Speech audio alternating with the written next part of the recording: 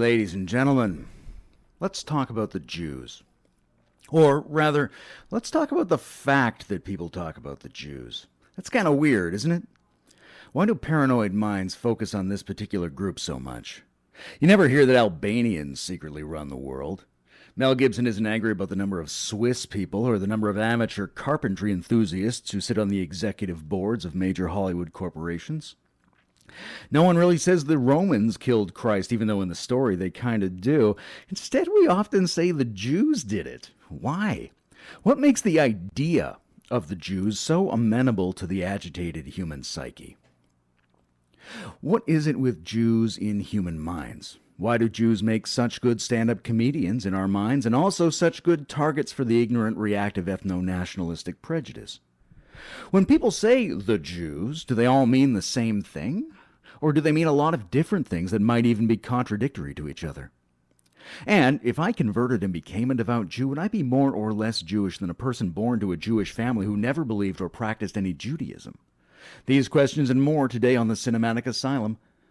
I'm Rabbi Layman Pascal, and this is CILU 102.7 FM.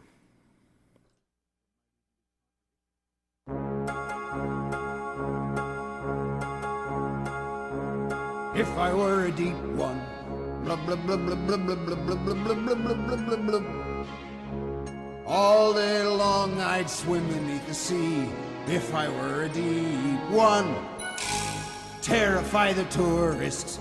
Blah blah blah blah blah blah blah blah blah blah blah blah blah blah blah. If I were a nicky icky fish, scaly, slippery frog, I'd kind of man. I'd make my lair a deep, dark cave with some fungus right in the heart of Devil's Reef. A foul abode of pestilent coral walls. The Ramulose and arabesque floreation spiraling so far beyond belief, with ichor seeping from my chamber halls. I'd fill the reef with wrecks and corpses and ships and men for my friends to see and hear, begging mercy as water fills their lungs. And each loud ah and E and help me God no would scare off the townsfolk far and near, as if to say there live the deep ones. Ugh. If I were a deep one, blah blah blah blah blah blah blah blah bloody bloody bloody blub. All day long I'd swim beneath the sea. If I were a deep one, drag away some tourists. Blah blah blah blah blah blah blah blah bloody bloody bloody blood.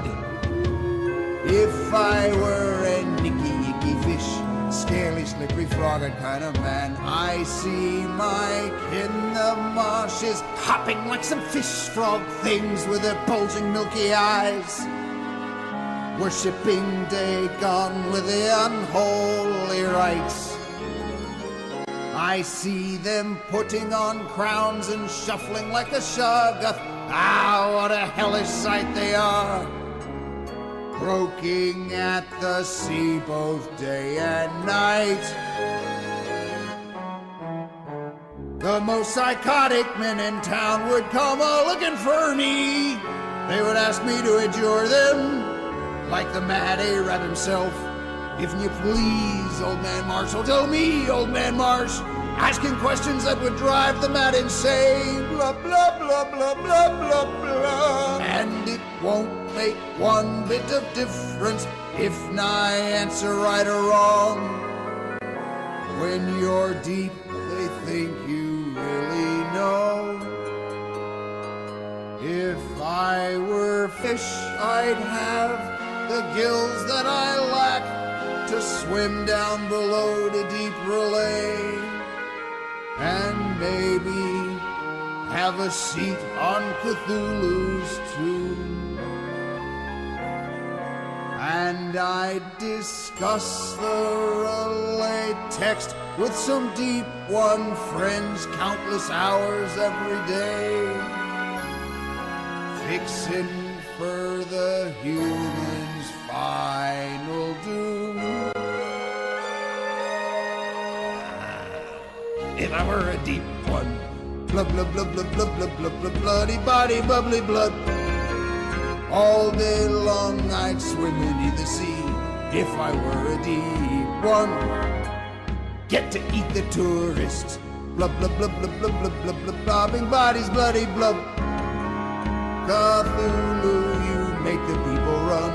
You saw fit that flippers have I none. Don't you reckon that I'd get more done if I were a deep one?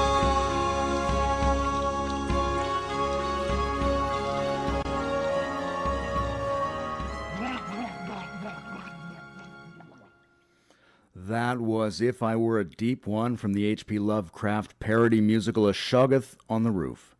It plays off a song from the much more famous musical and film Fiddler on the Roof about a Jewish father trying to keep up his religious and cultural traditions during pre-revolutionary Imperial Russia.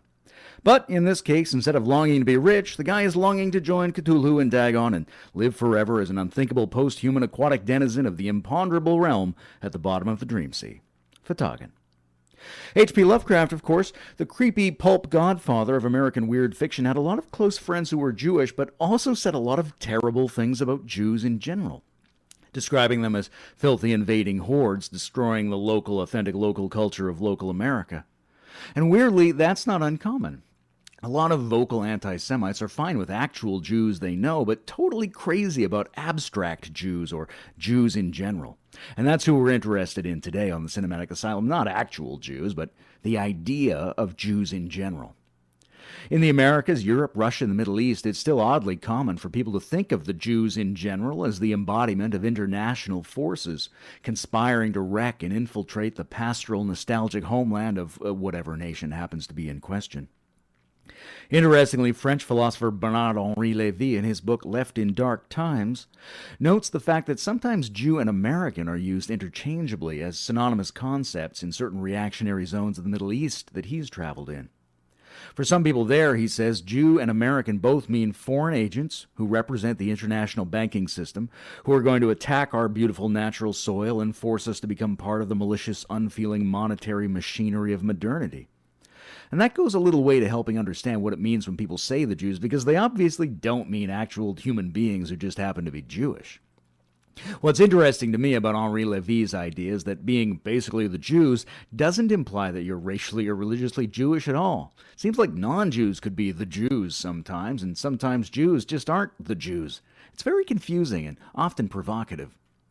Many countries, of course, very famous for their anti-Semitism, but we could learn a special lot from the Nazi German flavor of anti-Semitism because it was so industrially over the top, and we also still have a lot of their documents. If we explore those documents and examine the kind of racist propaganda there, we find a fascinatingly contradictory set of propositions. Jews are described here as being both hideously repellent, smelly, unpleasant to be around, but at the same time so devilishly seductive and attractive that no young Aryan girl is safe. They're described as foolish, incompetent social failures, but also accused of running all the businesses and professionally orchestrating the greatest social control conspiracy of all time. It becomes very quickly obvious that these anti-Jewish claims don't articulate Jews or beliefs about Jews so much. At some level, the anti-Semite doesn't just believe some false negative facts about Jews, but they also believe sometimes the exact opposite false and negative facts about Jews. The belief statements don't seem to be the problem. Rather, it seems like the beliefs, quote-unquote, creatively express whatever already existing weirdness is in the heart of the anti-Semite. When a balanced mind usually hears from a person who is upset about a false claim, we suppose that we can simply correct the mistaken data, which will result in a changed attitude. You think there are only 2 cookies left. I show you there's a whole nother row of cookies, and your upset vanishes. But when it comes to things people say about politics, culture, and race, more often or not, these claims are rationalizations rather than reasons. They were sought out, snapped up, tweaked, grabbed onto, or even invented out of whole cloth by the anti-Semitic spirit or any of its analogues within us. They're not the response to false facts. It's not that we're bumping into inaccurate information about Jews, believing it, and then becoming anti-Semitic. People are mostly anti-Semitic before they start picking up these facts. They already know what they like the sound of. They might have been anti-Semitic before they even knew the Jews existed. What about that? If an upset woman who probably started off by telling you she's not racist, but if that woman goes on to tell you 95% of all international aid agencies are run by the Jews, what do you think will happen if you correct her with some accurate statistical data demonstrating that actually only 37.4% of the people who run international aid agencies are genetically linked to Jewish ancestry? She's not going to care. She'll just dispute your claim or move on to the next wild anti-Jewish idea on her list. You're playing her game at that point. You've been lured onto a fake battlefield that does not contain the real kernel of her anti-Semitism. Shabbos! You might recognize this song as performed by Jefferson Airplane in a little documentary called Give Me Shelter about the Rolling Stones and their nightmare at Altamont. That night, the Oakland chapter of the Hells Angels had their way. Tonight, it's my turn. When the truth is found to be light, and all the joy within you died, don't you want somebody to love? Don't you need somebody to love? Wouldn't you love somebody to love? You better find somebody to love.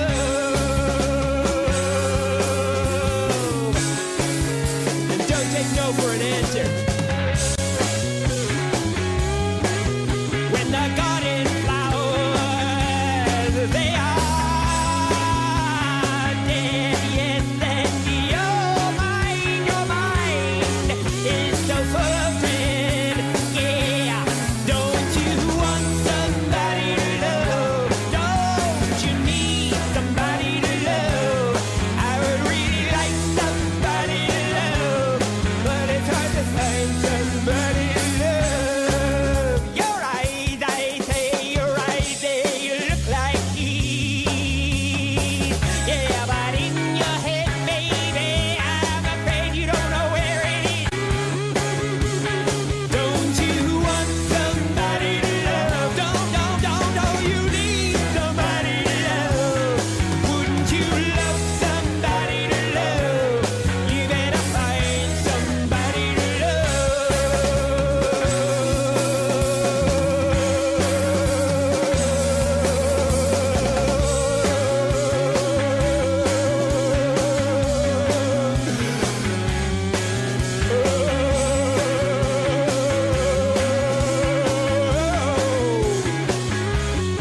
Don't take the green acid. That's for the bass player.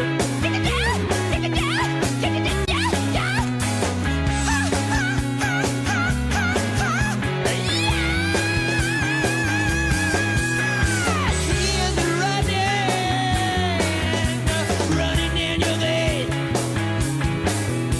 And your friends, baby, they treat you like a kid. Don't you want somebody to love? Don't you need somebody to love? I would really like somebody to love, but it's hard to find somebody to love. We just had a baby born on the left side of the party, ladies and gentlemen. We did an ambulance by the scaffolding. Oh, my little baby.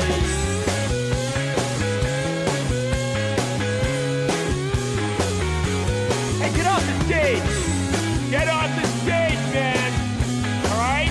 Let you have a pass. You are an audience member. You do not have access to this area. Whoa! That guy just got stabbed. Did you see this? Things are getting a little out of hand here. Whoa! Who hired security on this gig, man? They're a motorcycle gang. Come on! Shabbos! That was Jim Carrey doing his version of Somebody to Love by Jefferson Airplane, which he did on the Cable Guy soundtrack. But I'm playing it because that song was also on the Coen Brothers soundtrack to their film A Serious Man. One long, extended, multi-rabbi meditation or joke about the meaning of life that seems to me like it would have been way funnier if I were Jewish. Today we're talking about people who talk about the so-called Jews. And I say so-called because we're interested not in Jews, but in the role that the idea of Jews, or perhaps other similar ideas, has played in the minds of people and has haunted our language. So while we're on the subject, Let's talk about one of the most fervent and weirdly articulate hyperlinguistic anti-Semites of the 19th century, your pal and mine, Friedrich Nietzsche. Nietzsche, of course, loved Jews and hated Germans, especially German nationalists. There were a few types of people Nietzsche hated more than anti-Semites, especially in his own family. And I remember thinking that was odd when I first read his journals and letters, as we all do sometimes. Because the media always gave me the impression that old Fred was somehow connected to anti-Semitic German nationalists. Turns out he was, but the nature of the connection was lies, as it often is. Nietzsche seems to have admired the Jews for having maintained a distinct cultural and racial identity over thousands of years, as if that was evidence of a robust and accurate self-breeding strategy. He strongly favored the Old Testament over the New Testament, both as literature and as a mythically potent foundational document for a culture. He thought of the Jewish notion of Jehovah as a much healthier and more robust God than the sentimental Christian idea of a universal invisible sky father who just loves you and forgives you. Old Fred had this strange idea that gods are healthy if they're personal, if they reflect for a group of people the virtues and strengths that help that community and that type of being to flourish. An impersonal, generic, or universal God in his eyes was a kind of admission that you don't have a community and you lack any instinctive understanding of what makes beings like you actually do well in life. So, if anything, Nietzsche might blame the Jews for Christianity, but only because of his constant performance art piece about hating Christianity, and he equally blamed Plato on that one, so it all kind of balances out. In Fred's mind, the caricature of the Jews played a kind of mythological role in his history of slave values and slave revolts in morality. Basically, his idea was that way back in the day, possibly a Thursday, human tribes with powerful, well-coordinated instincts were usually able to defeat other tribes and impose oppressive rules, steal their stuff, or even subjugate them into slavery. Loser tribes, probably already at a slight physical and mental disadvantage, then had to live as oppressed peoples and hated their new masters. Instead of thinking them as just enemies who temporarily got the upper hand, they start to internalize the identity of victimhood and to despise deep down all the things about their conquerors. It makes sense, but unfortunately, many of the things about the conquerors are good things. Strength, intelligence, dexterity, integrated aggression, heartiness, daring, balance, confidence, unruffled self-esteem. If this situation gets really bad, he said, these oppressed people start to demonize the virtues of the masters and create for themselves a set of anti-virtues, the opposite values: meekness, simplicity, pacifism, tolerance, patience, humility. Slave virtues, he said, anti-conqueror virtues. And now the slaves decide that they're good and anyone who acts like the masters is evil. Obviously, this situation cannot last indefinitely. Eventually, the oppressed will revolt, and they probably developed a lot of cunning and commitment along the way. Masters feel so confident they make dumb, obvious moves. They rest on their laurels. Eventually, the slaves will win, at least for a while. Then, over thousands of years, we all inherit a complex mixture of both sets, the original and the reverse values. And now we have modern civilization, but not enough inner coherence to handle it. So the Jews, quote-unquote, make a good historical example of that whole mythic process, at least in his mind. They were supposedly enslaved by the Egyptians and rebelled and escaped, and then were conquered by the Romans and rebelled, and then Christianity kept that whole process going, at least according to the conventional story, until it overtook the Roman Empire and made its oppressed but victorious slave virtues into the official value system of Western civilization. Boom. So maybe the reason people feel weird about the Jews is because they symbolize the historical conflict between wholly different sets of values that are still at war within us and as us. But then again, most of the anti-Semitism is found in Christian, post-Christian, and Muslim and post-Mohammedan civilizations, and these sort of all ideologically descend from the Jews. They all have a version of the Torah, Genesis, Moses at the beginning of their Bibles. Maybe they're treating the Jews as their unpleasant ancestor. As soon as you get your glorious new path, the older people who didn't convert, or who just represent you before the conversion, might be embarrassing now, like bringing a date home to meet your weird parents. They haunt you as the unprocessed remainder of your culture's past, or maybe even your other potential life paths. But then again, there was already plenty of anti-Semitism in Rome before Christianity or Mohammedan Islam ever existed. Most of what we call the Roman persecution of Christians was actually the ongoing Roman war against Jews, who they considered to be Middle Eastern terrorist fanatics. Some historians even think the Emperor Vespasian helped create Christianity as a form of Messianic Judaism that could get along better with the Roman Empire, more productively, less violently. Christians, they say, were exactly the kind of Jews that Romans would like. Render unto Caesar what is Caesar's, stop worrying about your homeland, let go of your customs, become internationalists, and start doing what the Romans do, namely worshipping a fish symbol and a human incarnation of God. So were the Flavian emperors, Saul of Tarsus and Josephus the scribe, in on it together? Who knows? Either way, the Romans were aggravated about the Jews long before any of today's big monotheisms got in on that paranoia, so it's not just that. And since the word Jew and the name Jude are both etymologically linked to the land of Judea, which gave the Roman Empire such trouble for so long, let's hear this Rastafarian version of Hey Jude.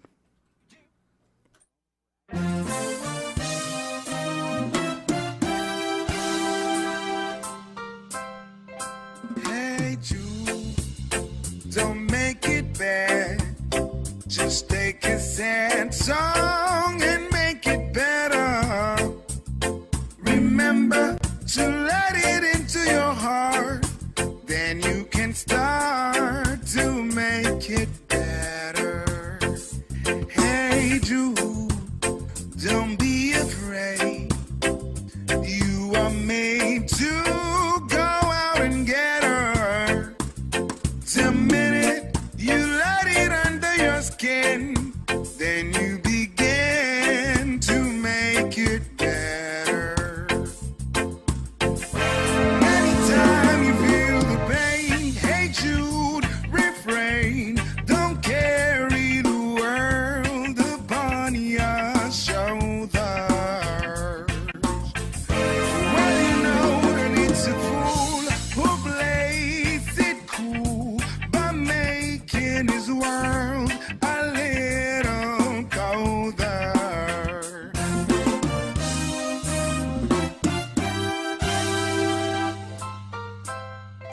Hey Jude, don't let me down. You are found her, now go and get her. Remember to let it into your heart. Then you can start to make it better. So let it out and let it in. Hey Jude, begin. You're waiting for someone to perform with. Don't you know that it's just you? Hey Jude, you'll do the movement you need is on your shoulder.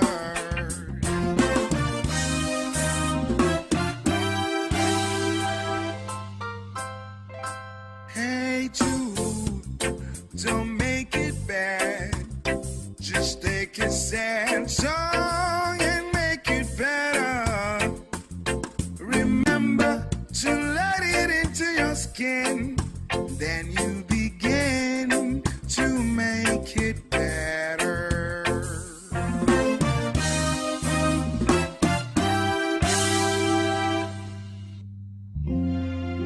What did I say?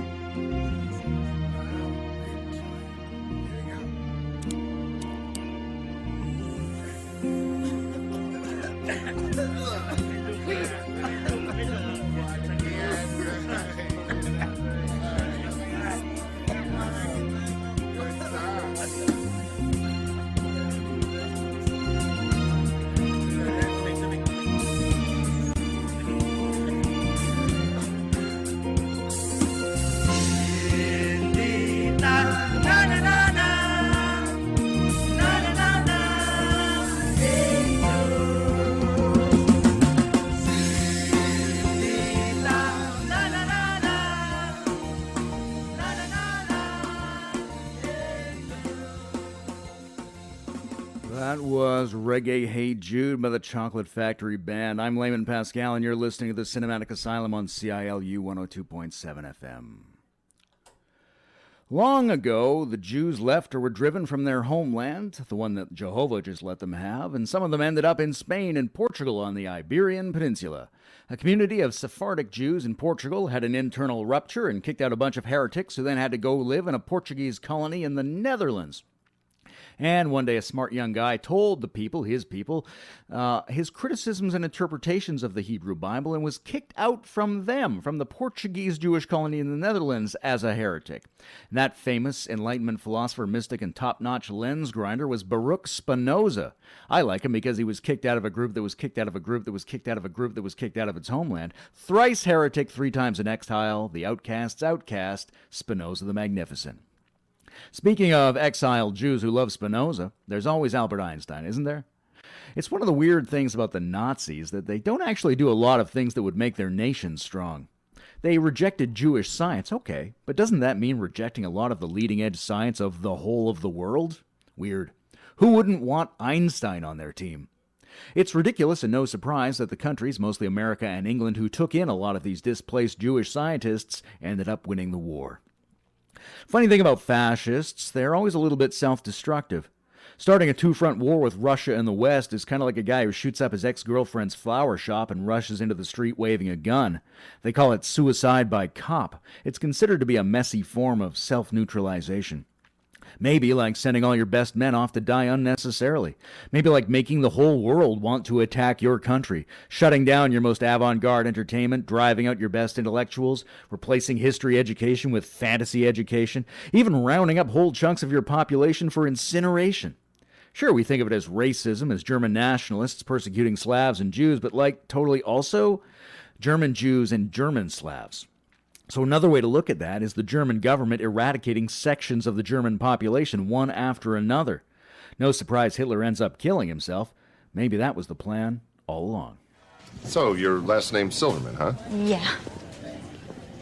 You know, I believe the Holocaust was completely uncalled for. Oh, don't worry about it.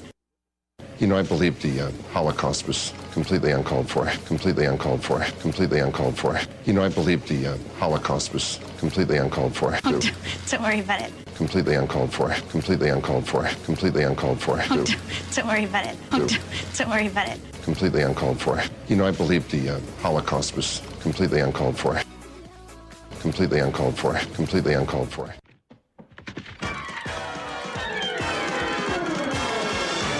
The Inquisition. Let's begin. The Inquisition. Look out, Sid. We have a mission to convert the Jews. We're gonna teach them Wrong from right. We're gonna help them See the light. and make an offer that they can't refuse. That the Jews just can't refuse. Confess. Don't be boring. Say yes. Say yes. Don't be dull. A fact you're ignoring. It's better to lose your skull cap than your skull. Oh, your Gavalt. The Inquisition. What a show. The Inquisition.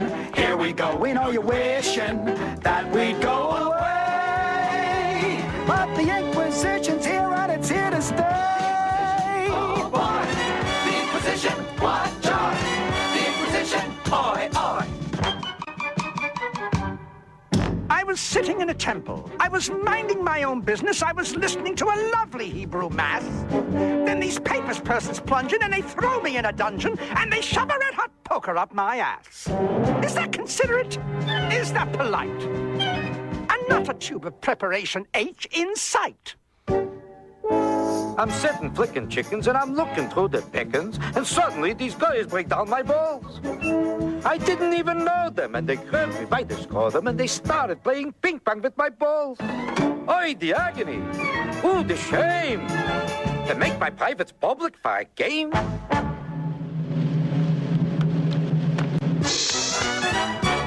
The Inquisition. What a show. The Inquisition. Here we go. We know you're wishing that we'd go away. But the Inquisition's here and it's here to pay. Torquemada, what do you say? I just got back from the Auto de Fe. Auto de fe? What's an auto de fe? It's what you oughtn't to do, but you do anyway. CILU is supported in part by the students of Lakehead University, our sponsors, and our listeners. At this time, we would like to thank the following sponsors for their continuous support. The Rec and Culture Division of Thunder Bay, bringing free events to the waterfront and all of Thunder Bay. Check out thunderbay.ca/events for more info on their upcoming community events and follow them on Facebook. Joey's Restaurant, a tasty little place for seafood, located at 595 Arthur Street West. Visit them on Tuesdays for all-you-can-eat fish and chips, Thursdays $4 tacos, and kids eat free Saturdays. Some conditions apply. The Thunder Bay Blues Fest. Log on to tbayblues.ca to keep up with all the news on Thunder Bay's largest annual music festival, entering its 19th year in 2020.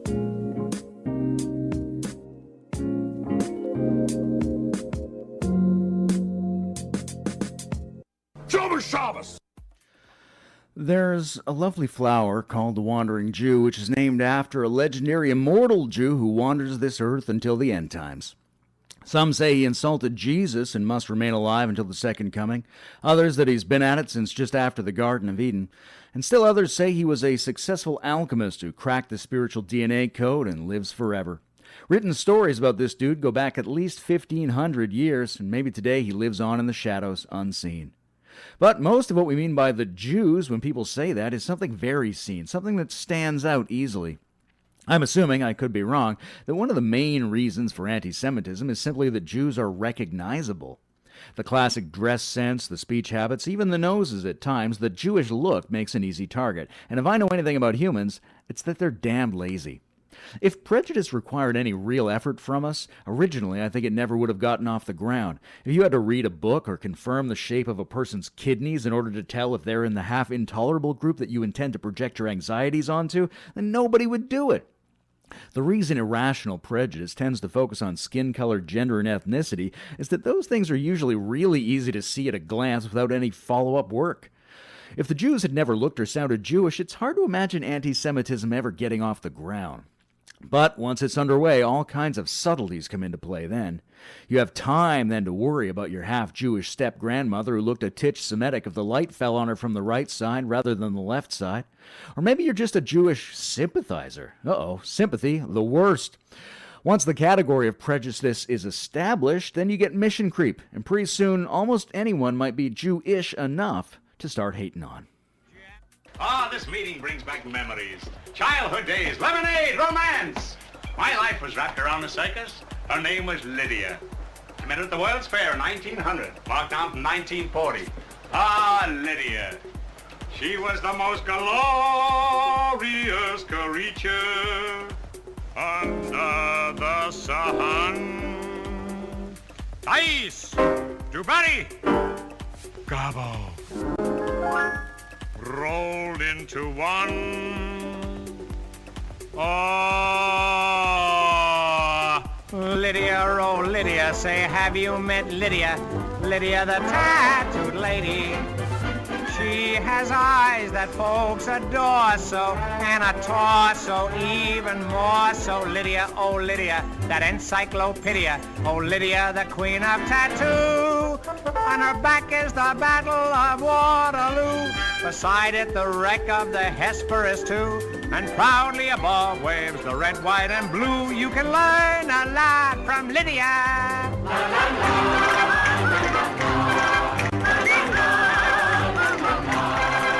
When a robe is unfurled, she will show you the world. If you step up and tell her where. For a dime you can see Kankakee or Paris or Washington crossing the Delaware.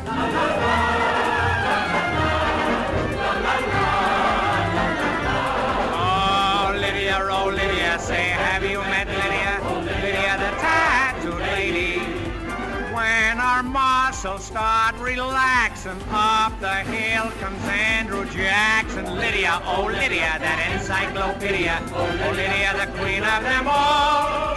For 2 bits she will do a mazurka in jazz with a view of Niagara that nobody has. And on a clear day you can see Alcatraz. You can learn a lot from Lydia.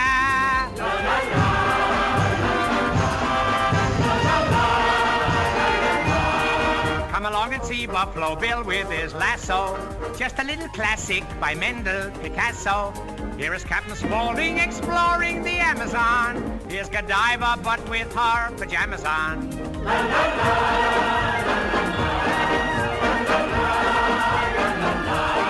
Here is Grover Whalen unveiling the Trilon. Over on the west coast we have Treasure Island. Here's Nijinsky doing the rumba. Here's her social security number.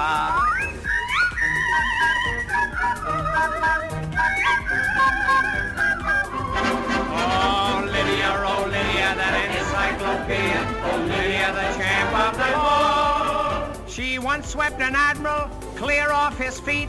The ships on her hips made his heart skip a beat.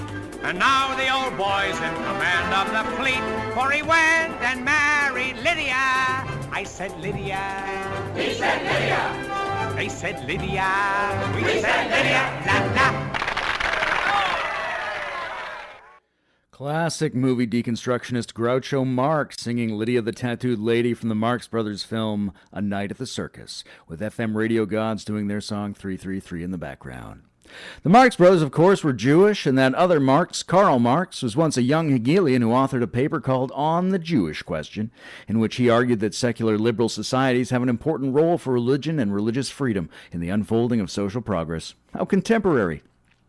But, of course, we have an interesting sort of Marxist critique in addition to that, which is that socioeconomic tensions is not a word. Tensions. Socioeconomic tensions may create the problem of the Jew. That's a kind of Marxist idea. This sense that what seems to be ethnic tension is actually the result or side effect of underlying tensions in the resource control system. That the 1% may benefit from people thinking that equally downtrodden workers with different accents and skin colors are the real villains, while they all get shafted. Vertagen. A thoroughgoing Marxist critique might suggest that anti-Semitism and the concept of the Jews is a version of the general tendency of people to feel the tensions and distortions in their own society and then to project that, with a little propagandistic guidance, onto some slightly foreign-seeming group. You feel something's rotten in your country. You know it has something to do with money, maybe with the banks, maybe with the laws, and perhaps the lawyers themselves. You feel in your bones that a certain class of people is using a certain kind of knowledge to manipulate the system in their favor and drain resources and cultural vitality from the broader middle class and ruin our collective sense of civic identity. And so you figure, well, it's got to be the Jews, right? This class problem has deflected sideways and made itself look like a racial problem. The inherent structural contradictions of capitalism produce an antagonistic feeling that is guided to discharge itself at some more obvious or less obvious, historically set-up fall guy, and the Jews seem to have often been this fall guy. Oh, if only somebody would speak to us about all this. Here's anti-capitalist or modified capitalist Jewish politician Bernie Sanders. Now let me tell you something no other candidate will tell you. No matter who is elected, that person will not be able to succeed because the power of corporate America, the power of Wall Street, the power of campaign donors is so great. No president alone can stand up to them. The power of corporate America, the power of Wall Street, the power of campaign donors is so great. That is the truth. That is the reality. That is the truth. People may be uncomfortable about hearing it, and that is why what this campaign is about. This campaign is about not just electing Bernie Sanders, it's about creating a grassroots political movement in this country. No matter who is elected, no matter who is elected, who is elected, who is elected, a grassroots political movement in this country.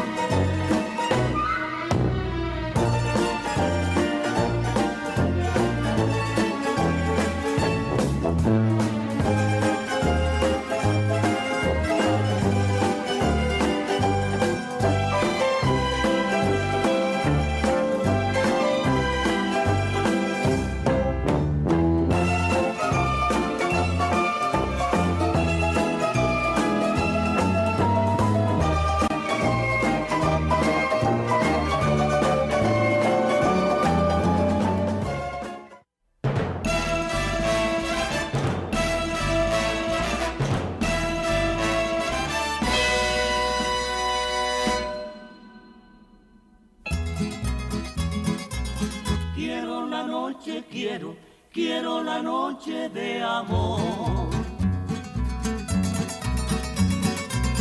Dame tu mundo, dame, dame tu mundo para mí. Quiero una noche, quiero una noche de pasión. Oh, mi vida consentida, quiero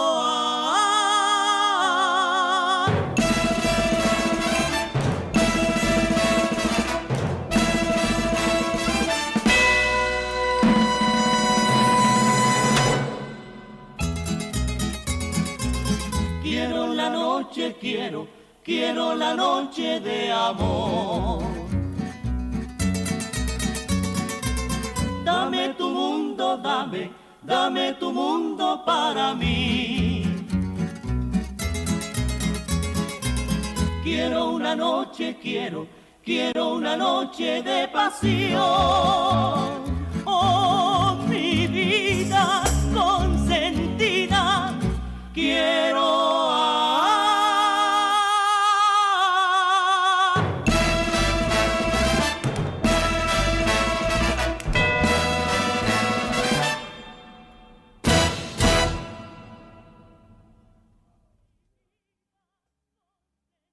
Shabbos!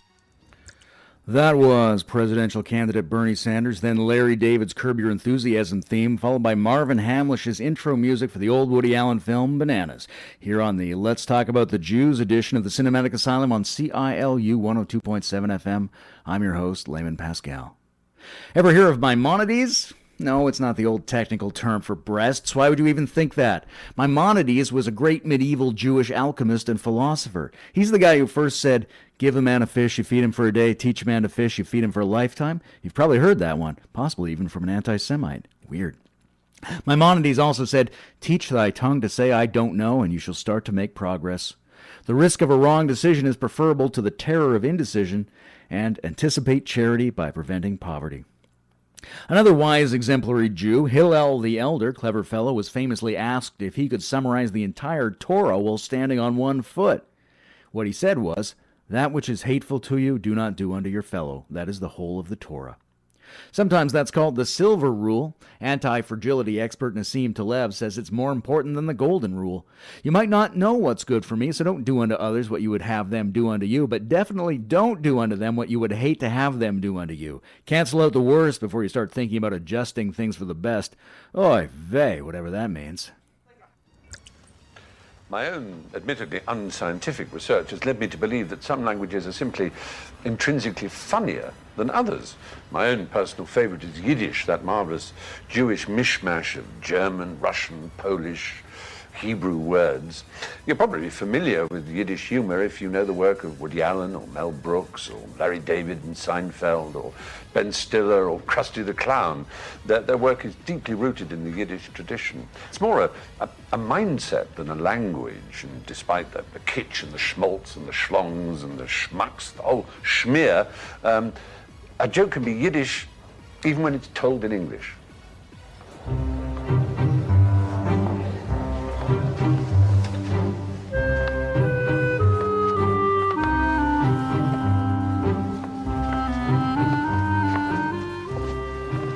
Guy went to the doctor and said, I have trouble peeing. And the doctor says, how old are you? And he says, I'm 80. He says, well, you peed enough. Okay, that's a joke. The boy's actor, he's gone to an audition and he comes back and the mother said, well, he said, I got the part in the play. She said, what part is it? She said, it's the husband. He said, go back and insist on a speaking part. That's funny. but that's so Jewish, you know. Isn't it? I mean? Exactly. This is like the competition. You have a bunch of old Jews sitting around a table telling jokes, and but there's no new Yiddish joke, so it just becomes a competition of who's going to call the punchline before you get to it. It's a schmuck. It's a schmuck. I know. All right, next. Because in the end, it's always a schmuck. It is the same joke, isn't it? A typical Jewish joke, and it's so typically Jewish, and Alan King did it here. An old man passes out in the street, and somebody comes and they open his collar and they pick up his head and they said, are you comfortable? And he says, I make a living. And Alan King got sick and he passed out at the bar. right before he passed away. And they opened his collar, the maitre d' Frank, and they said, "Alan, are you comfortable?" And Alan said, "I make a living." And he said, "I've been waiting 40 years to do that joke." That's bliss, isn't it? But in a serious sense, you might argue that Yiddish was as it were, you travel light. All of us, our ancestors, traveled light because their property would be taken, but their language, their wit, their learning, they could travel with them. I always said that Judaism is not a religion, it's a way of life. Yeah. It's a way of living your life. And Yiddish is a way of feeling your life. I grew up, and I was bar mitzvah, but we didn't talk Hebrew. We never thought of talking Hebrew. Because Hebrew was a language of the temple. It was a language of the temple. It was something we had to learn. Yeah. Where Yiddish, I would hear my grandparents and my parents talk Yiddish. They didn't want me. So good to. The kids are listening. Yeah. Don't say anything. The kid is listening, and we would try and translate what they were saying. Because Yiddish is the language of emotion and of sex and of failure and hilarity, whereas Hebrew was a language of seriousness and ceremony and solemnity. Plenty of failure in Hebrew. Let's not belittle the accomplishment of the Hebrew language. I don't know if you've read the Bible, but we lose a lot of it. It's mostly failure. No, but it's mostly failure and guilt. There's a lot of Hebrew comes cursing. from the vocal cords, and Yiddish comes from the heart. gut. Right. Yiddish comes from the heart. Well, Yiddish is now on the UNESCO Endangered Languages list, and when Stewie Stone and other comedians of his generation are plopped like Knedlach into the great vat of chicken soup in the sky, Yiddish will pass into oblivion. There are around 7,000 languages spoken on this planet and many, many more thousands of dialects, but it's estimated by some that by the end of the century, there'll barely be 1,000 left. Oy vey. Stephen Fry and friends discussing the Yiddish language, which, unlike Hebrew, is very funny. The Jewish diaspora, like the oft-conquered English, had a genius for making up little word sounds that go between words and make everything a little funnier by allowing the emotions of the body to speak in the language, allowing the human body to embrace its neuroticism and turn mere discussion into a humorous character performance. Apparently, in the early days of the State of Israel, there was an active debate about whether Hebrew or Yiddish was going to be the official language. Imagine if they'd gone with Yiddish, a much funnier version of their reactionary conservative government. There is something very funny about Jews, I guess. You know, when you're a kid and you see Woody Allen or Larry David or Albert Brooks or Jackie Mason, he was the voice of the Blue Aardvark on the old Pink Panther cartoons, or Howard Stern or Mel Brooks, you can even start to imagine that characters in the Old Testament, the great Hebrew patriarch figures, are also figures of enjoyment and humor in a certain way. I always imagine Abraham wandering through the desert, constantly arguing with a god in the sky, and it's got to be a little bit like Jon Stewart arguing with the media or the government or something like that. I shot a moose once. I didn't mean to break it to you that way. I shot a moose. Was hunting upstate New York in the woods. I tied the moose onto the fender of my car, and I drove back home. But I didn't realize that the bullet had not penetrated the moose, but had just creased its scalp, knocking it unconscious. I'm driving home along the highway, and I'm going through a tunnel. The moose woke up. So I'm driving with a live moose on my fender. And the moose is signaling for a turn. And there's a law in New York State against driving with a conscious moose Tuesdays, Thursdays, and Saturdays. All right, I don't know what to do. I'm panicky. I realize some friends of mine are having a costume party. I'll go with the moose. I'll ditch him at the party. It wouldn't be my responsibility. So I drive to the party. I go up to the front door. The moose is next to me. I knock on the front door. The host comes to the door. I say, hello. You know the Solomons.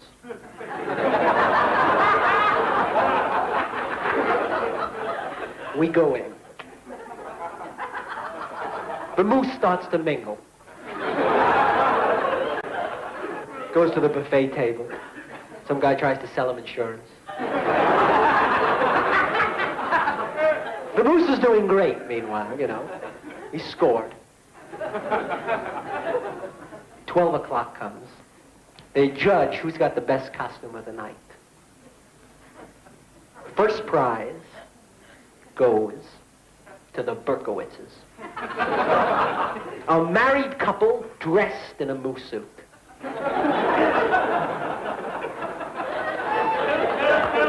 The moose comes in second.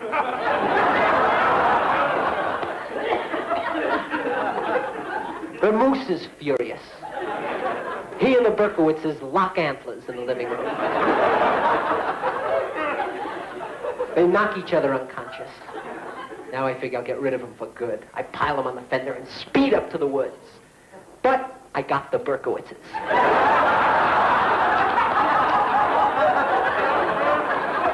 I'm driving along with two Jewish people on my fender. And there's a law in New York State. The next morning, the Berkowitzes wake up in the woods in a moose suit. Mr. Berkowitz is shot, stuffed, and mounted at the New York City Golf Club. And the joke is on them because they don't allow Jews.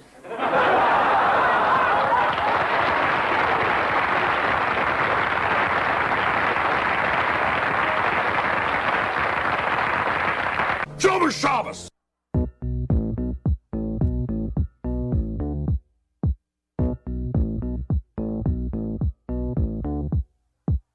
The war was lost, the treaty signed. I was not caught, I crossed the line. I was not caught, though many tried. I live among you, well disguised. I had to leave my life behind. I dug some graves you'll never find. The stories told with facts and lies. I had a name, but never mind. Never mind. Never mind. The war was lost. The treaty signed. There's truth that lives and truth that dies. I don't know which, so never mind.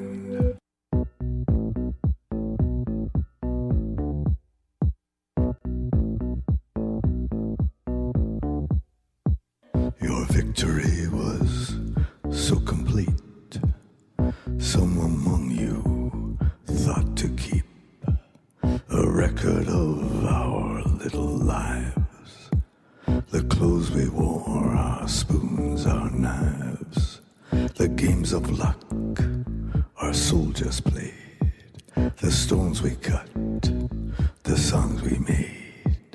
Our law of peace, which understands a husband leads, a wife commands.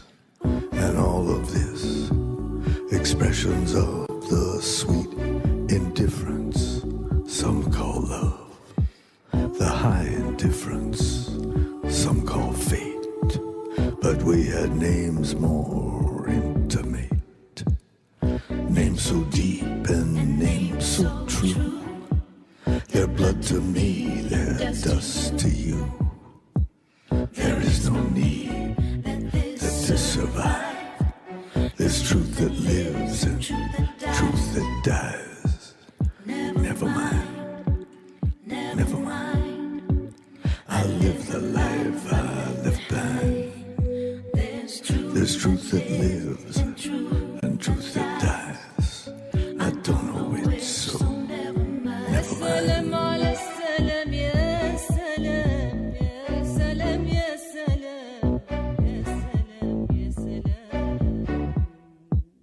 I could not kill the way you kill. I could not hate. I tried, I failed. You turned me in, at least you tried. You side with them whom you despise. This was your heart, this swarm of flies. This was once your mouth, this bowl of lies.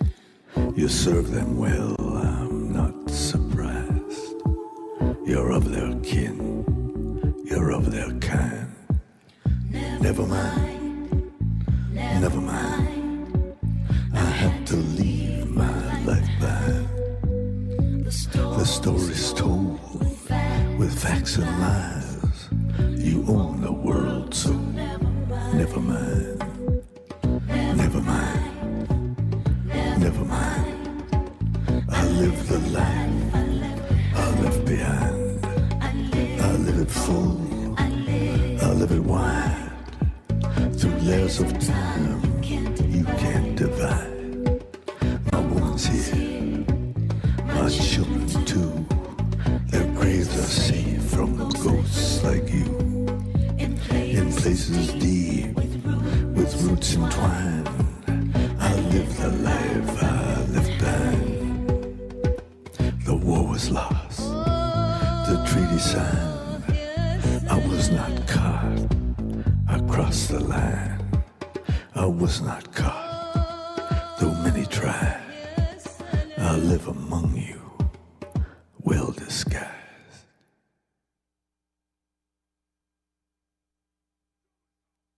That was Woody Allen's famous televised Moose routine, and then Canada's most famous Zen Jew Leonard Cohen doing the Nevermind song, title track to Season 2 of HBO's True Detective. A very funny show in its own way. Speaking of Jewish humor, a shtickle of fluoride. Anyone who remembers Seinfeld probably remembers that Walter White, predatory genius meth manufacturer from Breaking Bad, was originally a dentist on Seinfeld and David's famous NBC sitcom. In one terrific episode, the dentist, Dr. Whatley, converts to Judaism, and Jerry, a non-practicing racial Jew and professional comedian, suspects his dentist has converted for the jokes, which offends him as a comedian because it gives a non-Jew a free social pass to make jokes about Jews without getting accused of anti-Semitism. He accuses Whatley White of going for total joke immunity. That slippery ambiguity between racial and ideological Judaism is interesting to me. Today it seems weird that someone can be born into a religion and be considered part of that group even if they're atheists and never participate in any of the rituals. That's because today we tend to think of religions as belief systems that express an individual's assertions about cosmology and morality. But in ye olden days, however, that was not what religion seemed to mean at all. It was almost always something you were born into. In fact, just a few hundred years ago, all of Europe was considered to be Christendom. You weren't born into Western civilization, you were born into Christendom. And by virtue of being a generic citizen with no other special allegiances, you were marked down as Christian. Religion is not primarily about individuals holding beliefs. It's about participating together in society in a way that gives you extra cohesion and meaningfulness. Arguably, every sense of ethnic or religious identity was not installed from above, but created over a long period of time because it worked.